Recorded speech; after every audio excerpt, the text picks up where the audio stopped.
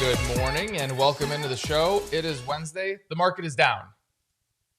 The market is down. Panic. Everybody panic.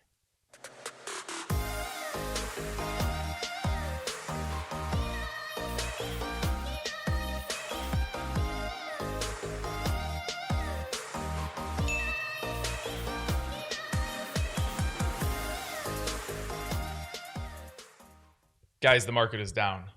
I don't really know what we're supposed to do this morning when I see red like this, so I'm in a very uncomfortable position right now because I usually only know what green looks like. But anyways, I guess we'll just roll with it. Let's see what we have going on today.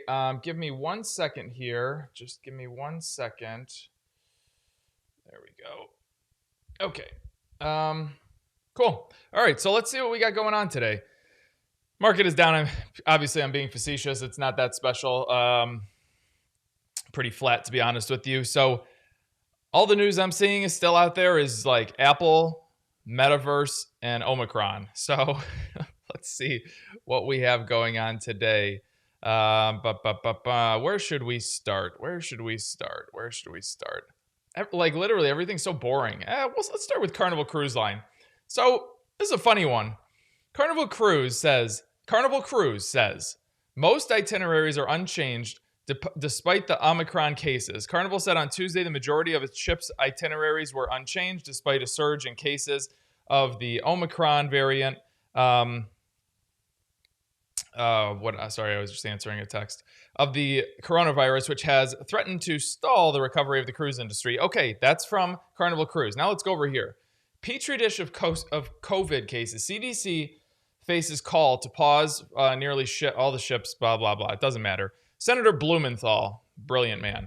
Following reports of COVID-19 outbreaks aboard cruise ships, one senator is calling for the public officials to pause sailing once again. And this is why I exited my Carnival Cruise position. It is because of this nonstop hysteria that just is never ending. And I think it's going to go from anytime that you have a spread of a not a quote unquote, of a coronavirus in the near future for the next couple of years, I think that we're going to have reactions and demands like this. So, this was the reason for it. Cruises are repeating history of petri dishes of COVID infection. That's what the esteemed senator said. As of Tuesday, there were 89 cruise ships with COVID cases reported, according to the CDC. Protecting public health is a business imperative for the cruise industry. Yeah, cases have been so. It's not only this; it's the incredible dilution that the companies have done to themselves for good reason. The incredible debt that these companies have or will start taking out. Again, for good reason. They have to sustain themselves. But it's just, I don't think it's very conducive investment anymore. Cases that have been identified on cruise ships in recent weeks consistently make up a slim percentage of the population on board. And the latest data shows that COVID-19 has occurred less frequently on cruise ships than on land. In some cases, ships were not able to visit certain stops because of COVID-19 among passengers, and they're giving them refunds of $100 for their inconvenience.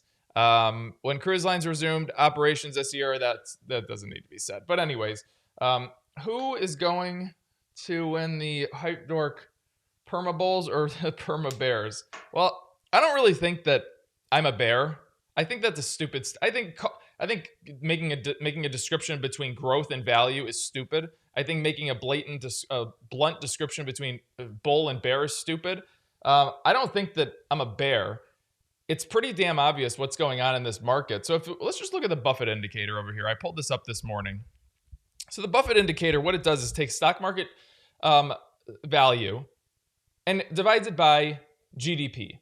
And that gives you what Warren Buffett has always got deemed the Buffett Indicator. And if we look right now, as of the 22nd, so I don't know where it is right now, but it's about 215%. Go back to 2000. In 2000, it was about 155, 160%. That's when you had an insane crash. Going back to 2008, you were at about 140%, something like that. You're at 215% right now. I don't understand why I don't care what you guys call me.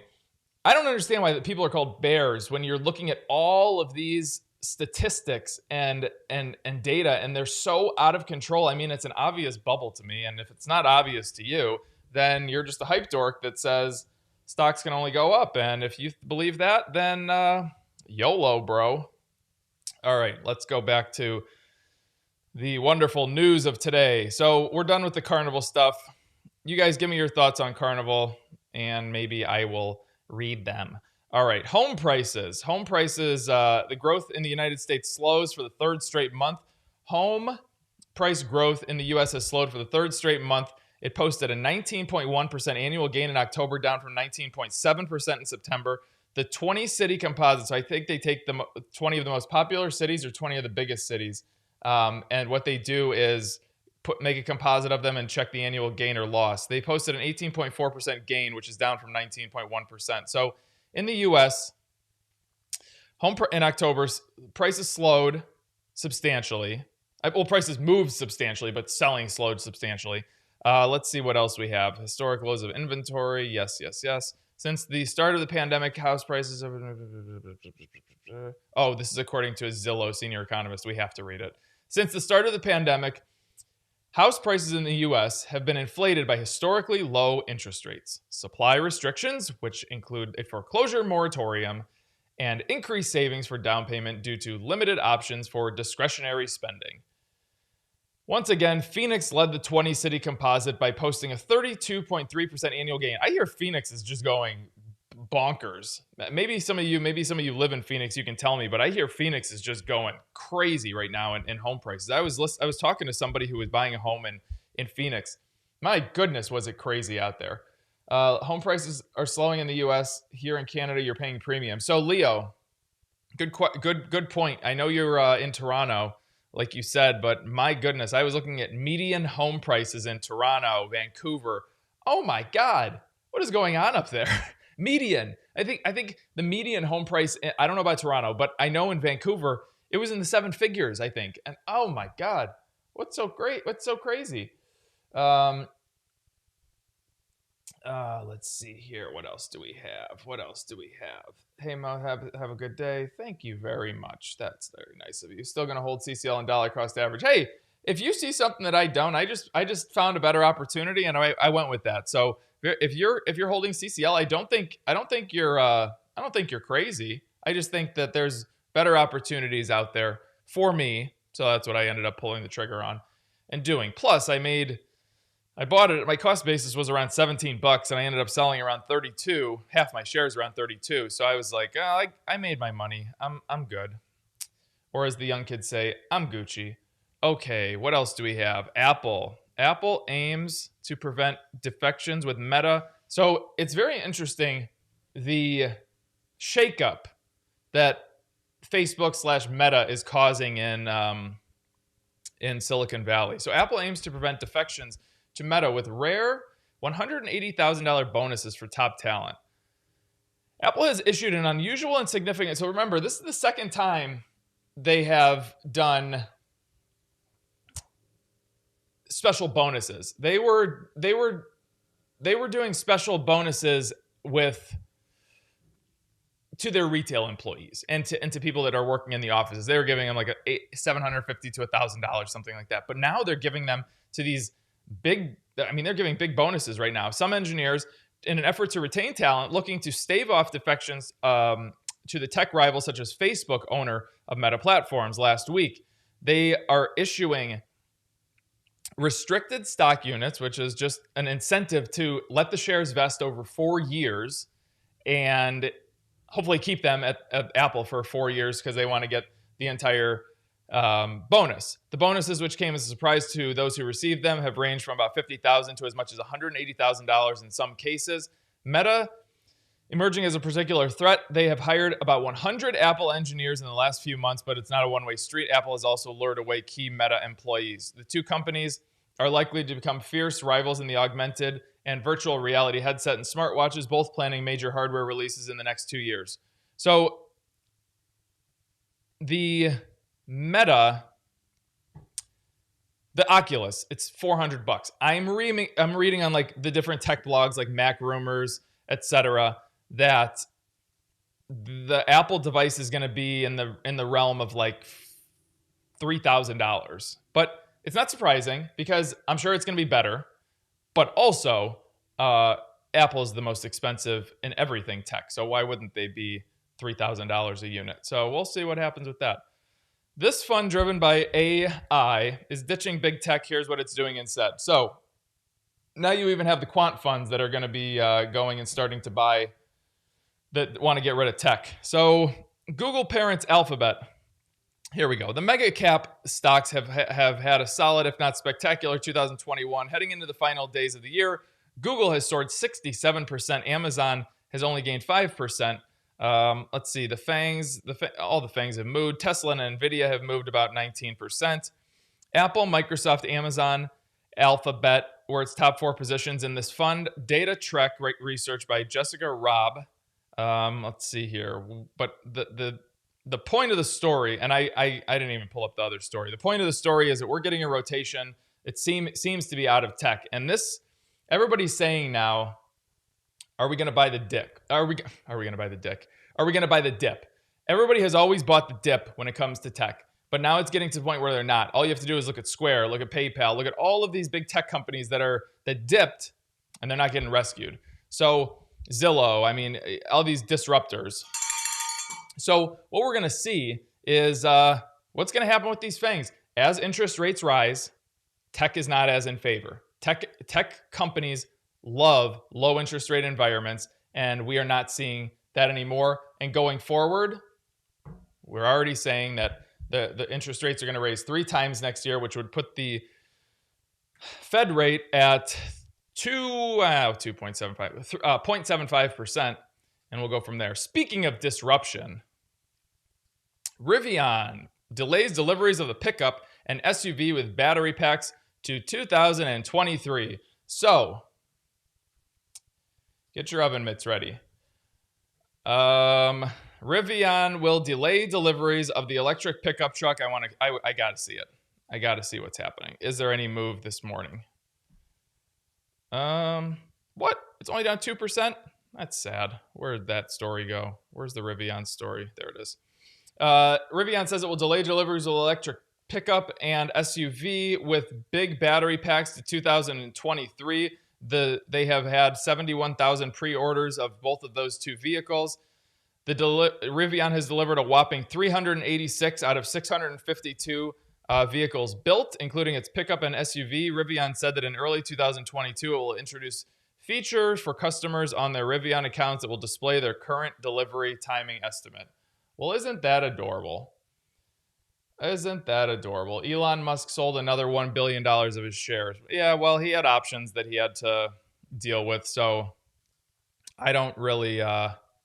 Listen, when you have however much money he has, $200 billion or whatever it is, and even if it's $100 billion, because he might have the other $100 billion in SpaceX, or I don't even know what Elon is worth anymore. But the point is, yeah, you're gonna need some cash to go and pay for all your homes. Wealthy investors want to do a little of less of everything in 2022. This is a pretty funny story. Fuel Cell is getting smoked pre-market. Let's look at it. Okay, here we go. If the market is an everything bubble, wealthy Americans are headed into 2022 saying they don't really want much of anything else. 41% of millionaires, I guess they interviewed like 750 millionaires in the US who had liquid, I think we're liquid, of $1 million or more. 41% said the economy will get stronger next year. 35% say it'll get weaker. Over half, or 52%, said that the S&P will finish 2022 with 5% gain or more. Percentage of millionaires who said they will increase their be increasing their investment declined across every single asset class. Our clients are fearful, but none of them are getting out at this point. Basically, what they're saying down here is, I don't even need to read the rest of this article. It's pretty boring. If you're in stocks like Microsoft, Apple, Facebook, whatever the fangs are, go take profits. That's what they basically said. But when they said take profits, they said reduce your position from like 100% to 80% or 100% to 90%. They are not saying anything about exiting or just going to cash. But they're saying that if you're in cash, stay in cash. And if you're in the market, stay in the market. So I really have no idea what they're talking about, but that doesn't matter. Let's go to the yields and see what they're doing. I think that this 10-year yield is going to be over 2% by the end of this year. That's just my guess. Fuel Cell reported this morning before the bell. They're down about almost 13%. If you want to join the software, everythingmoney.com. Here you get all the software, 8 pillars, retirement calculator, stock analyzer tool, 8 pillars portfolio where you can basically build your own ETF, exclusive content, and then you click Join EM, come on over here, and here it is. $30 a month gets you access to all of that software I just talked about, plus the chat community. Plus, you can come into the Bid and Ask Nation with me. $80 a month gets you in. We're going to talk about trading for the next 15 minutes or so here. But it gets you in. You get the Trading 101 series. You get all the rules. You get the Employed Trader series. You get access to the 950 plus people in the chat. And the chat is on the website now. We don't have to deal with that nonsense of Discord. Pulse Super Shorts is sold out. And if you want to do a one-on-one session with me, I have one today at 1 o'clock, actually. $750 for a 1-hour Zoom session. And we'll talk about whatever you want. If you want to talk about stock, if you want to talk about charts, we'll talk about charts. If you want to talk about investing, whatever you want to talk about, we'll do. But I like talking about charting just to get everybody off on the right foot that wants to do it. And if you want to do a real estate deal with Paul, $10,000 for 4 hours of his time. And that's that. All right, send me some stocks. We'll hit them up, and we'll go from there. Jim Cramer said everything is fine. Time to sell everything, guys. Jim Cramer's that guy's a piece of work. Rivian sells one truck, market climbs 200%. Yeah, why does Tesla keep going up? Why not? Is it the ugly truck? I don't think so. I like the truck that came out of Rivian. I mean, it's no like F-250 or Ram 2500 or something like that, but it's a pretty decent hippie, weird electric truck that you can like go camping and cook your tofu eggs on. Ford, why not? We'll start with Ford. Ford is climbing to highs that haven't been seen in some time, right? Yeah. Okay. So let's see. The climb with Ford, I really like what's happening here. The issue is just be careful this week, guys. Guys, remember, going into this week, well, the week's almost over, but we have very low volume. Bond market closes at 2 o'clock on Friday. If the bond isn't open, then you're not going to have there's not going to be a lot of market movement. So please be careful this week if you're trading. Make sure you're using stops and really paying attention to your stock. So right now, pre-market is going to open down here. If you want to, if you get an engulfing candlestick, try to go to these previous highs. You can do so. The trends look good, and I know why you're looking at this, but just be careful with this one. I think it's all right. Frank and Arav, type ATVI one more time and see what happens. I'm not blind. All right. Ford, let's go. PayPal is so weak. What? PayPal? Why is PayPal so weak? So PayPal was the crown jewel, and everyone's like, "Oh, PayPal's the greatest thing ever." And now PayPal's weak. Listen, they're losing users. It seems like they're doing a little bit of restructuring, and PayPal's going to be just fine. I mean, they're PayPal, they're Venmo, they're on eBay, they're on Amazon, they're on Nike.com, they're everywhere. Plus, Amazon. Wait a second. I don't think PayPal is on Amazon, but I know that Venmo is going to Amazon. So, yeah, it's gonna be good. Don't worry about PayPal. And I have said this for a while. If there's any time you want to spend $190 on a tracker share, it's PayPal. Get this one, pay attention to it, put it in your account, let it roll, and eventually you're going to make a very nice climb here. Now, the tough part is if the whole market falls apart, PayPal is going to get hit pretty badly just because it is a tech stock, and tech does not do. Tech has led this market up. It's going to lead this market right down. Who just sent the super chat? Was that Lars? Lars, here it is. Intel, man. So Intel's making its climb. I don't really like the stochastic. It's rather weak. We're decelerating in volume. We're about to roll over here. And you're not, with this type of volume right here, you ain't breaking through the 100-day moving average. It's just not going to happen. So with that being said, I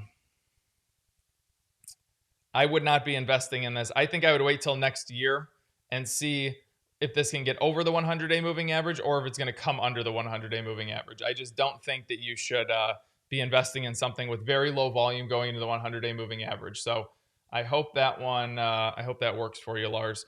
Next, BBY, Best Buy. So Best Buy has been beaten down pretty good. This is Tracker Share City. Good looking steepness developing right here. You're pretty confidently under all four major moving averages, except for the 25. It's kind of lurking. Low volume, but I would put a tracker share on this thing, wait for this thing to move into the sweet spot, wait for the yellow line to get in, get 3 days of confirmation, and go after this thing. I mean, Best Buy is still a good company. You have, look at this. I mean, that is a big gap that needs to fill. And also look at, I mean, this is not important for trading, but look at this. Earnings. They beat on revenue and they beat on earnings per share, and the stock got pummeled. So the company is still in a good situation. This isn't one of those companies where you got smoked and there was good reason for it. There was no good reason for this. So this just tells me even more reason to go and pay attention to this thing and throw a tracker share on. Will Amazon break out from its sideways movement? Amazon has just been consolidating sideways all year, right? So let's go to, here's December of 2020. I'm going to draw a box here just like this. So they've basically bounced around from 3550 to 3200, and they've just bounced in that area with the exception of 3 little blips that have happened. That's incredible. And you're just stuck in all these major moving averages. Man, to me, here, this is, I've been pretty consistent in saying this. I would not be adding to FANG stocks unless you're making all-time highs. I think I even went back, going back to May or June, I started saying that. I would not go long these long positions in FANGs until you're hitting all-time highs. And that doesn't include Facebook, because Facebook really has been abused to a different level. But when you're getting close to these highs up here, but you're not making new highs, I just don't think I would do anything. What does a tracker share mean? Good question. So what a tracker share is, and let's go to a more reasonable stock. Let's just go back to PayPal. So what a tracker share is one share that you buy. Let's say you make a watch list and you have 30 to 40 stocks on this watch list. And there's no way of paying attention to 30 or 40 stocks. And eventually, one of these stocks is going to move into the sweet spot, and it's going to move. And by the time the stochastic gets up here, you're going to notice it, and you're going to have missed your trade. With a tracker share, you buy one share, say spend $190 on one share. I typically don't like buying shares this expensive, but for tracker, but this is PayPal, and I think it's okay. So if you spend 190 bucks, buy one share, you are going to see this in your brokerage account every single day, and it's going to remind you every single day to go and do that. So I only buy tracker shares for like one or two stocks because I want to catch those. They're very close to breaking out. But that's the rationale behind it. Worst case scenario, PayPal goes out of business. PayPal goes to zero. It never exists again, and you lose $190, and that's that. So there you go. Okay, Alibaba. Good luck to you and everyone today. Thanks, James. Let's see Alibaba. My favorite stock to do. Just kidding. It's my least favorite to do. But anyways, okay, let's zoom out. And we're sitting at a support level of about $113, $115 a share. Let's zoom back in. Downtrend, like I said, like I've been saying for months and months and months, I would not trade it over here. I would only come over here. If you want to short this and try to get down to this like 112 number, you can, but I wouldn't even do that. I would wait till we move back up into the sweet spot and try to catch some kind of trend going upward. To be honest with you, I wouldn't even trade Alibaba. I would move on and go find something else. There's 10,000 stocks. Go pick another one. Lululemon. Great clothing. Do I have something on Lulu on? No. Sad. All right.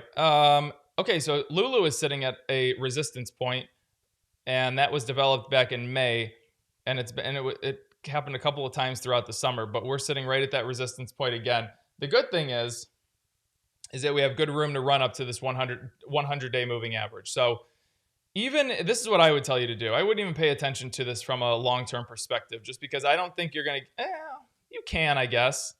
I think you'll get to about 420 and then bounce down, but I would rather you come over here and do this. When you get an engulfing candlestick, add to it. When it gets to $421.40, take profits. And when it turns into a short, when this red line rolls up here and drops down, short it back down to 381 and just keep bouncing. I think you're just going to stay in this range of, as the market kind of takes a breather, which it's doing, I think you could just go long and short between the 100 and 200-day moving average. So, Jay, hey, Mo, fuel cell is a good day or swing trade because it fell so much. So I would not do it from a day. I'm sorry. I would not do it from a swing trading perspective. Let me load my day trading charts and pull up fuel cell. So here's fuel cell. Obviously, the market's not open yet. Let's see what happens. Let's go and type in fuel cell over here first. Fuel cell. Okay, so fuel cell is bottomed out. And here, I wouldn't even, because you're going to get this crazy movement that drops all the way down here, I wouldn't even pay attention to this, Jay, from this perspective. I would come over here on a day trading chart and see where the chart goes.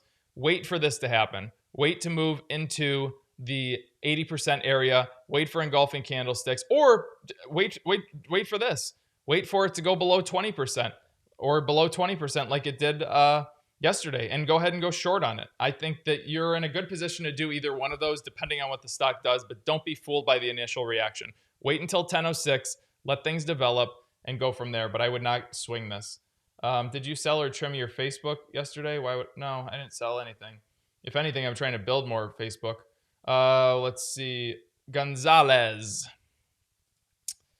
What was the stock you said? Oh, Pinterest. Pins. We don't need it over here. Let's go over here. So Pinterest is an interesting one. Pinterest is a stock that has been abused. I think they're down like 70% this year. They are down from a high of basically $90 to 36 bucks. The good thing about Pinterest is their usership. I mean, even if you look at their earnings, they beat earnings. They crushed earnings per share. Their usership is good.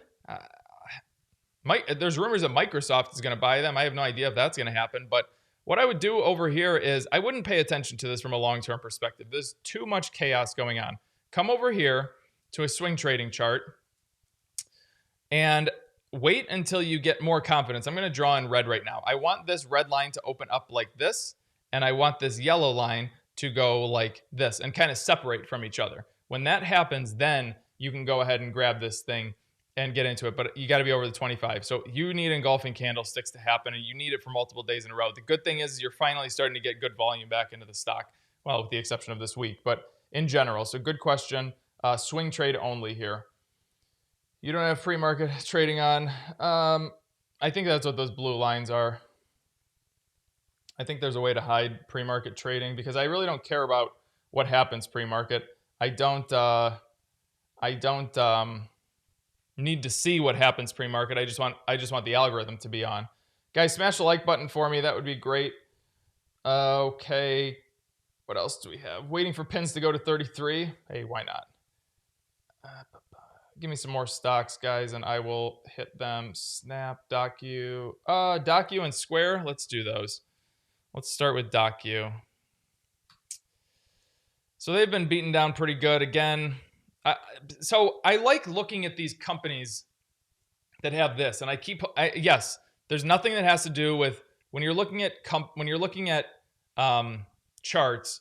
We don't have to worry about. All we're looking at is patterns. We don't really care what the stock is. Now the point is, I like looking to see these earnings reports because what was the reaction? Was the reaction nonsense or was it warranted? Did the company lose 50% of the revenue in a quarter? I'm looking at all of these that have had these major gaps down, and they had good quarters. It's probably forward-looking guidance by these analysts, and that's what it is. So these are the kind of stocks that I like to pay attention to. DocuSign is a wonderful app. I use it all the time. I do not like signing things in ink. It's a waste of my time. I'd rather be able to just sign it on my phone. So this is good. Pay attention to the volume, though. You have very, very, very little volume. I would just put this on an extremely tight watch list, and when it moves into the sweet spot, go after it. This is a big gap that needs to fill, and it's going to happen. Let's do Square next. Square's been totally abused this year. Went from a high of $290 to $163, and Square was the most disruptive thing since sliced bread. So what's going to happen with Square? Same thing. Wait until this moves into the sweet spot and go with it, or over here. I just don't see a point of grabbing that. Let's see Visa trapdoor. Visa trapdoor. What trapdoor are we talking about? Well, okay, I understand what you're saying. So a trapdoor, yes, a trapdoor is open if you want to go short, but even if the trapdoor closes, you still have to be in this lower. If you have to be in the sweet spot to go short on it. Okay, Cisco, W formations, please. Okay, I'm going to do this one, then I'll do one more, then I'm getting out of here. All right, W formations. Let's pull up a line chart. So W's have not been created for some time in Cisco, so I would be taking profits in here before I know anything. Yeah, and you're encroaching on all-time highs. Decelerating volume, encroaching on all-time highs. I'm taking profits on here all day. Profits all day. And then let a W formation happen. And if it happens, you're good.